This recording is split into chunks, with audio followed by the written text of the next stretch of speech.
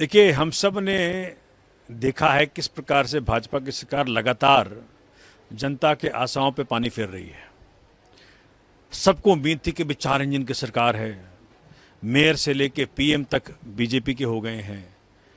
CM भी BJP का, HM भी बीजेपी का, एलजी भी बीजेपी का, पीएम भी बीजेपी का, सब बीजेपी के हैं। 1.5 साल बाद भी जिन्होंने वादा किया था कि भाई हम तो दिल्ली को चमका देंगे, यमुना जी साफ हो जाएंगी, हर वादा इनका झूठा साबित निकल रहा है। आप सोचें कि उन इलाकों में जहां आम आदमी पार्टी की सरकार ने ऐसा काम करके दिखाया था कि एक बूंद बारिश का पानी इकट्ठा नहीं होता था, उन इलाकों में भी बारिश का पानी इकट्ठा होना शुरू हो गया है।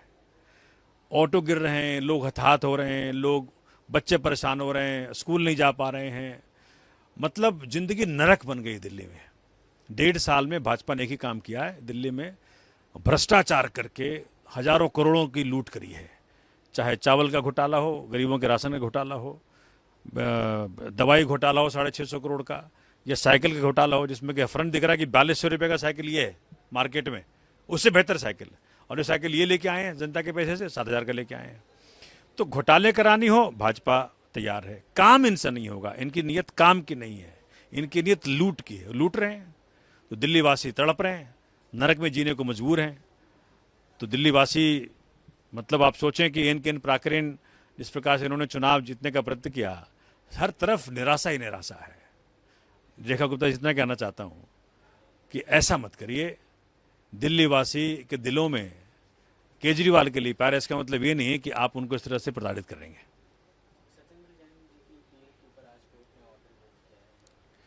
देखिए, जैन साहब का तो मसला ये है कि पता नहीं क्या चल रहा है। बेचारे को पहले भी 2 साल इन्होंने जेल में रखा, ऐसे केस में जिसका ना सिर न पैर। तब भी भाजपा की टूल किट काम कर रही थी। मैं टूल किट कहता हूं इसको। भाजपा के टूल किट में कांग्रेस भी शामिल है। कांग्रेस कंप्लेंट करती है झूठी, भाजपा उस पर एक्शन लेती है और उसके बाद फिर हमारे नेताओं को अंदर कर देती है। और नेताओं को अंदर करके आप चुनाव जीतने का प्रयत्न करते हैं। उस केस में क्या होता है, अगर आप याद करें शराब घोटाले में क्या हुआ था, कोर्ट ने कहा कि इसमें धैर्य भर मात्र का ऐसा मटेरियल नहीं कि मैं ट्रायल भी चला सकूं, और केस डिसमिस कर दिया। अब फिर पंजाब चुनाव आ गया है, फिर इनकी टूल किट एक्टिव हो गई है। पहले ईडी सीबीआई, पहले वो संजीव अरोड़ा साहब को उन्होंने अरेस्ट किया वहां से। अब ये जो किस्सा पर आ रहे हैं पंजाब के, तो इनको एक ऐसे केस में, मेरे लीगल करियर में ऐसा वाहियात केस नहीं देखा मैंने कि जहां व्यक्ति जिस पे इल्जाम है वो जेल में है। 30 मई 2022 को जैन साहब को किसी और फेक केस में आपने जेल में बंद कर दिया था। अक्टूबर 2022 में कैसे वो टेंडर में सम्मिलित हो गए?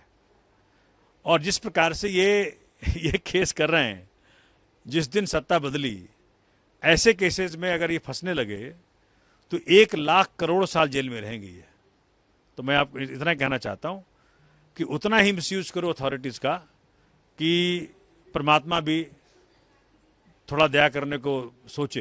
नहीं तो ऐसा जो तांडव मचा रखा आपने जैन साहब के साथ खास करके, उसमें तो लगता है कि बस, बट न्यायालय पे मुझे भरोसा है, न्यायालय जरूर न्याय देगा और जैन साहब बाहर आएंगे और आम आदमी पार्टी पंजाब अपने कामों के आधार पे दोबारा अच्छे मैंडेट से वहाँ आएगी। हाँ, तो आज का हियरिंग ये है कि जज साहब लोग को बहुत फिक्र है। उनको दर्द है कि इतना 87,000 पिटिशनर जो है उसका डिसाइड हुआ है, तो बाकी जो 37 लाख अपील है उसका क्या होने वाला है, और कौन फाइल किया है। अगर ईसीआई ने फाइल किया है तो ये क्यों किया। तो जो हम लोग की तरफ से आर्ग्यूमेंट हुआ है कि जो पहले अपेलेंट लोग हैं, आप पहले उनका सुन लीजिए और उसके बाद ईसीआई का सुनिए। ईसीआई सारा डेटा अपने सामने रख रहा है। ईसीआई का प्लान है, जैसा हम लोग पहले क्रिकेटिंग में बोलता था कि ही कैरिड हिज बैट थ्रू, माने पूरा 5 साल चलाने का है मेरे हिसाब से। तो I am very dejected with the performance of the ECI. I don't think कि नेक्स्ट 5 ईयर्स में ये ट्राइब्यूनल में ये मैटर्स डिसाइड होगा। फैक्चुअली अभी जो चल रहा है 4-6 महीना में नहीं हुआ तो और 4.5 साल नहीं होगा।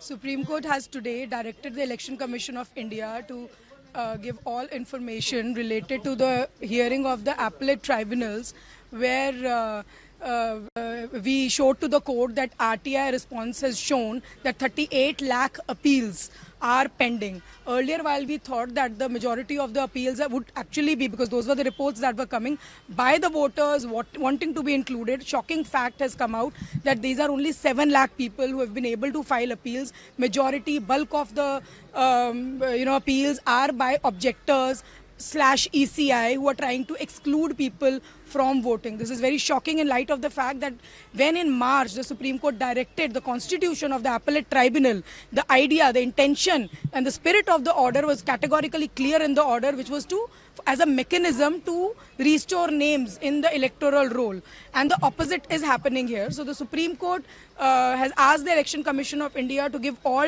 details about the appeals, how are the appeals being heard, and in what way, whether these are for exclusion or these are for inclusion. So today's hearing was very, very important in that manner. We were also able to show to the court RTI reply, which shows very, very clearly that there are 30, because this information has not been forthcoming since the time of issuance of notice in mid of July.